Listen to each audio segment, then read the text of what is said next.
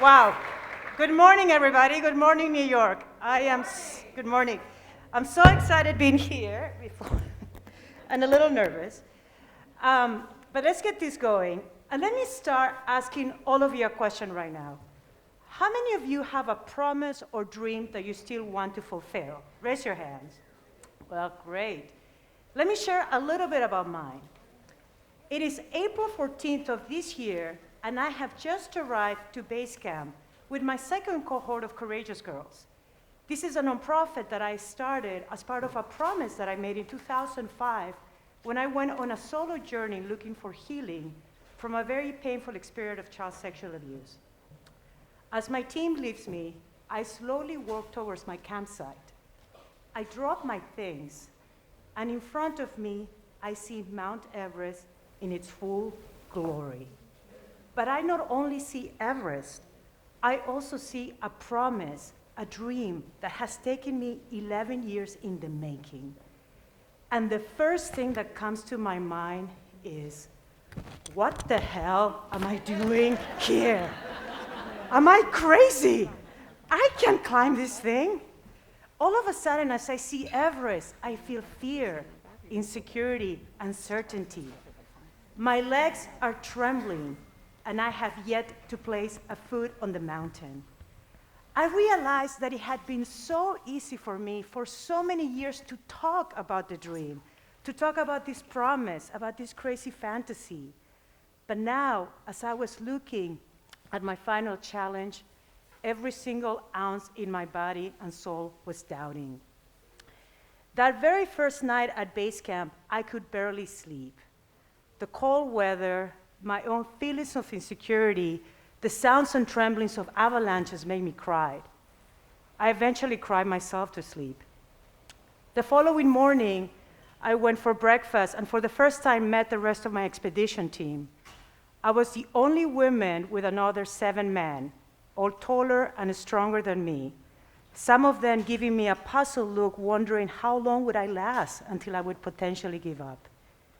After breakfast, I walked outside into our altar, and I looked up into the sky, and I asked the universe and my mother for their protection and strength.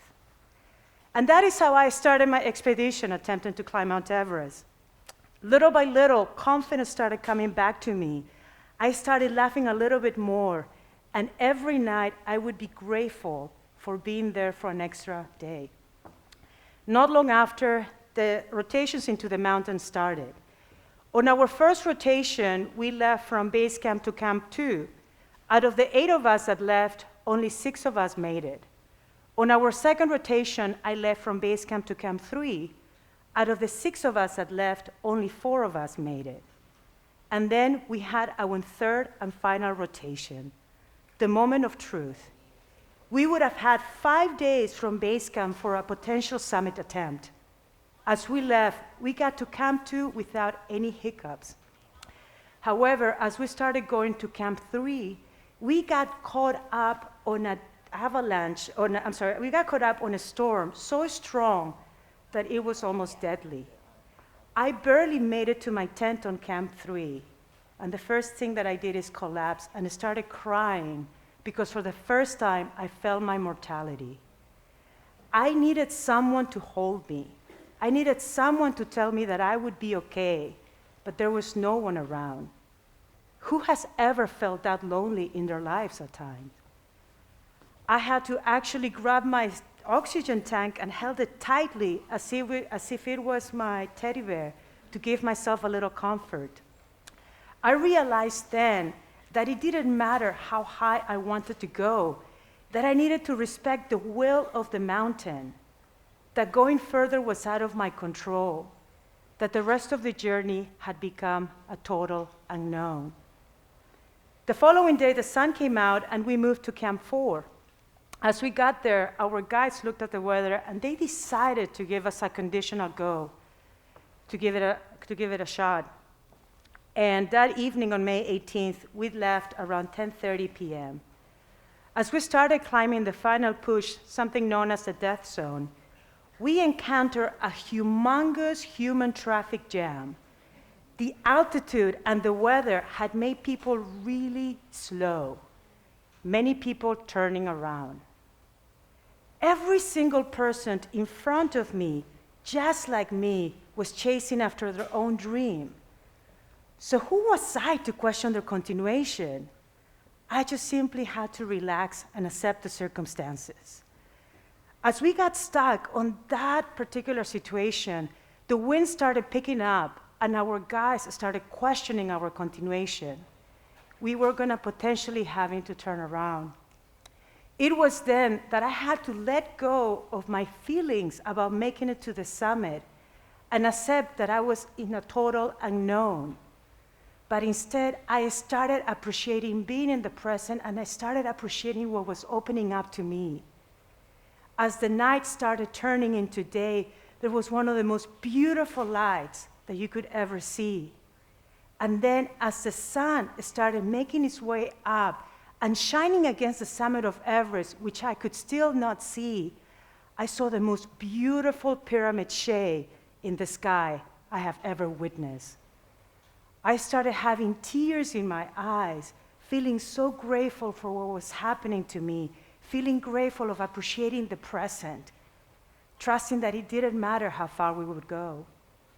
And yet, we still kept walking, one step at a time. And on May 19th, at 7:12 in the morning, I was lucky enough to make it to the summit of Mount Everest at 29,029 fucking feet. Thank you. Thank you. Thank you. I became the first female Peruvian to do so on one weekend.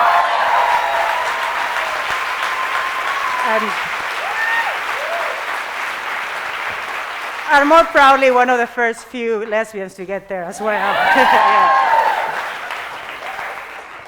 As I sat in disbelief at the top of Mount Everest, I couldn't believe that I had achieved my dream. I couldn't believe by that committing to a promise that I made to myself 11 years ago, I had achieved being on top of the world by mere effort of one step at a time. I proudly left my flag of Peru, left my flag of courageous girls, and something very special at the top. So what is next for me? After having achieved this unsurmountable goal, something that very few people are ever going to be able to do, is my story over yet? Have I answered all of my questions? Have I fulfilled any one of my promises? And here I am, still on my journey. Everest has turned my life upside down. But I'm still committed to my community of courageous girls. I'm still committed to the drive to create empowerment through technology. What I learned, that there were never any guaranteed results. A life lesson, a sure thing. And I know that all of you here have summits to reach, journals to travel, promises to keep. What I have learned about mine, that it is not about just the outcome or the achievement. It is not having a security. It's about being comfortable in the unknown. I have learned about mine that you need to open yourself up to having the inspiration, that you need to trust about that vision, regardless of the setbacks that you're going to have, that you need to trust about keeping those promises that you make. I know we all have summits. We all have the opportunity to create ripple effects to change this world. For me, it comes back to touch the lives of others. For me, it came back to connect to my little girl and to help her fulfill that dream at the top of the world. And now to continue helping other little girls like yourself, like myself. And so to wrap it up, I have a question for all of you. Who now has promises that you will now fulfill here? Who here has promises that they want to fulfill? Come on, don't get shy. Okay, let's stand up here. We're going to do a quick exercise right now. So come on. Very quickly.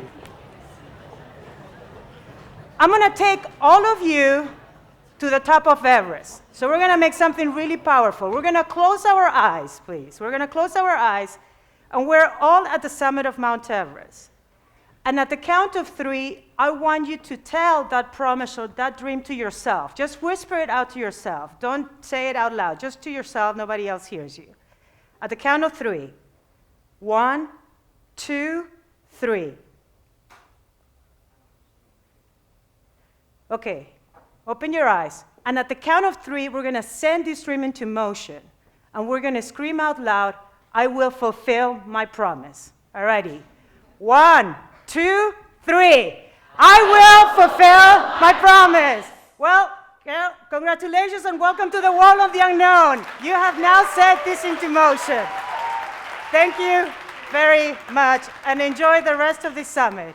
It's going to be amazing. Thank you. Unbelievable.